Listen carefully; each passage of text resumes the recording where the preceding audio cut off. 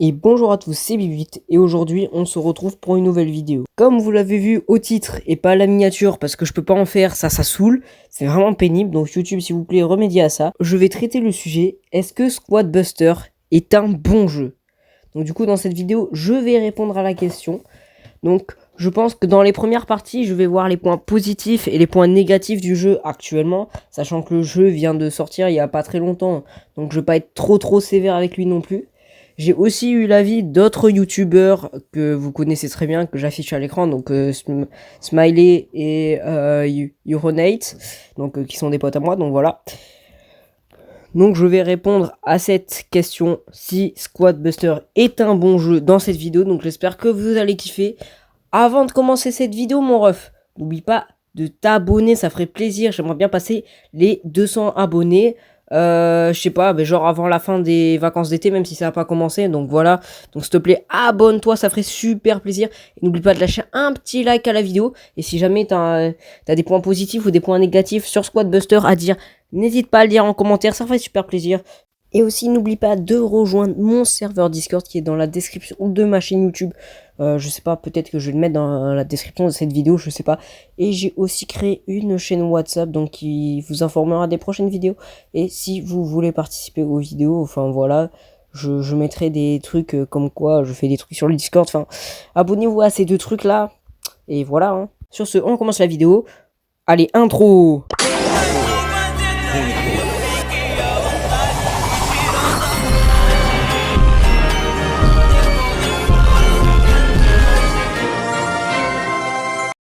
Et du coup, c'est parti, on va commencer avec les points positifs.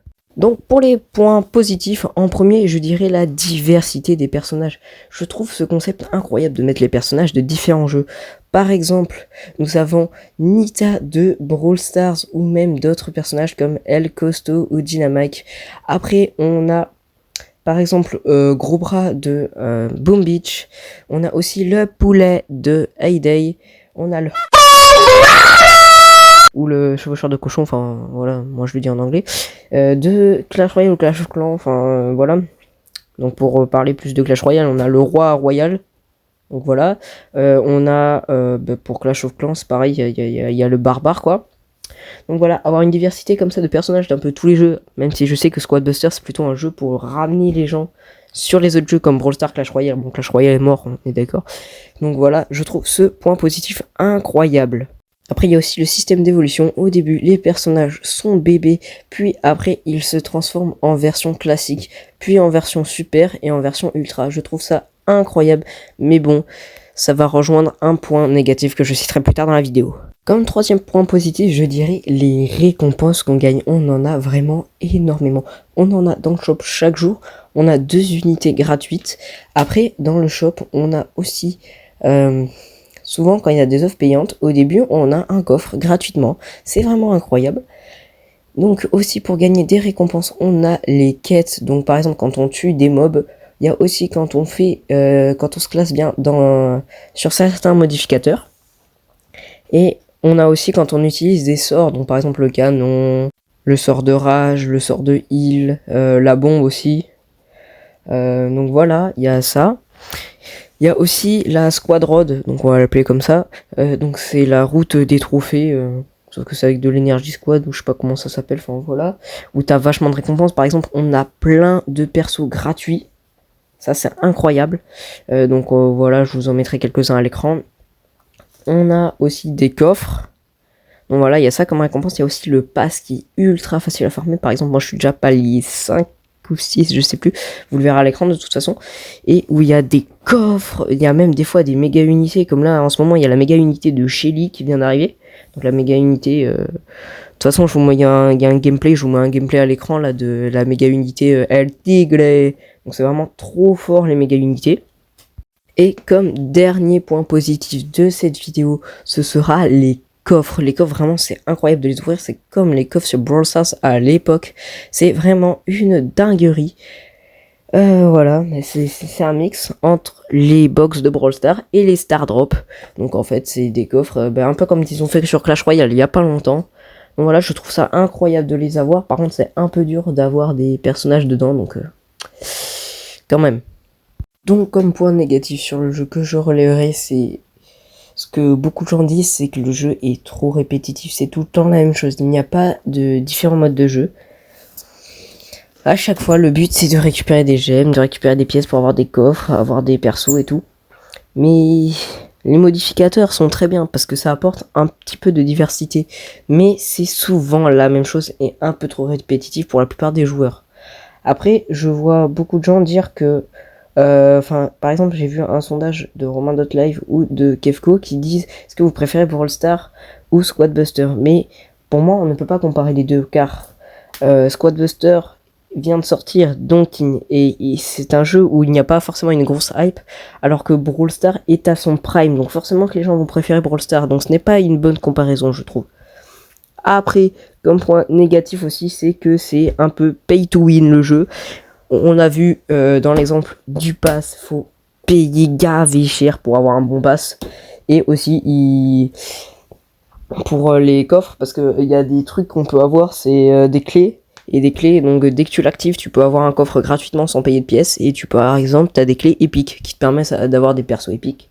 Et aussi, quand t'es pay to win, comme les offres que j'ai montrées précédemment, tu peux avoir des persos bien plus facilement, et du coup, s'ils sont en mode ultra, ils sont gavés forts. Et donc, du coup, tu ne peux rien faire, et tu perds facilement. Et un joueur l'avait montré sur une statistique, je sais plus quoi, mais lui, il avait mis de l'argent dans le jeu, je crois il avait mis 100 balles, ce qui est quand même énorme sur Squad Buster, et il avait réussi à faire 1000 séries de victoires, un truc comme ça. Un truc énorme, mais parce qu'en fait, vu qu'il a payé, il était trop fort.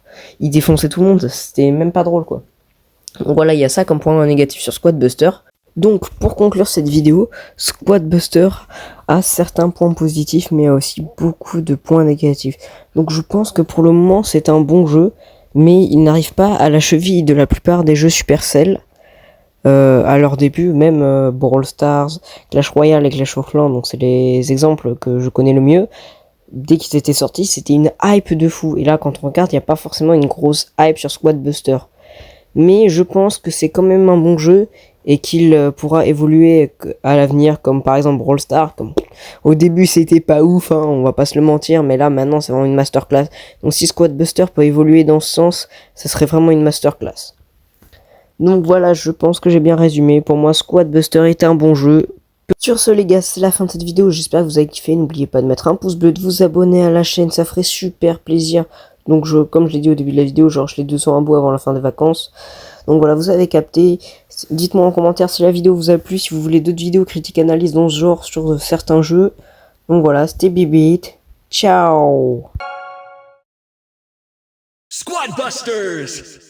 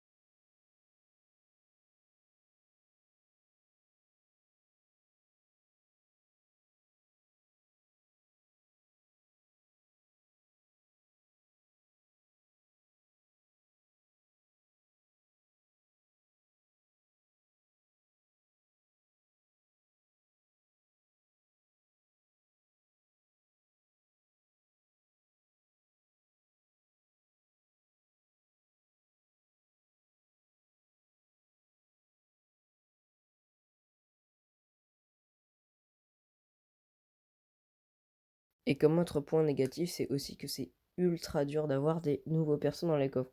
Donc, par exemple, moi, j'ai eu seulement la guérisseuse armée. Donc vraiment, c'est vraiment ultra dur. Bon, après, c'était qu'un épique. Mais par exemple, tous les autres persos, je les ai eus au début. C'était dans les coffres de la route des TR, enfin, de la route squad. Donc en vrai, c'est gavé dur à avoir. Donc voilà, je pense que j'ai passé à peu près tous les points négatifs, mais quand même, les points négatifs sont énormes. Surtout le pay to win et la répétition. La répétition du jeu, ouais, c'est ça, la répétition du jeu. Donc voilà, vraiment, c'est un peu trop.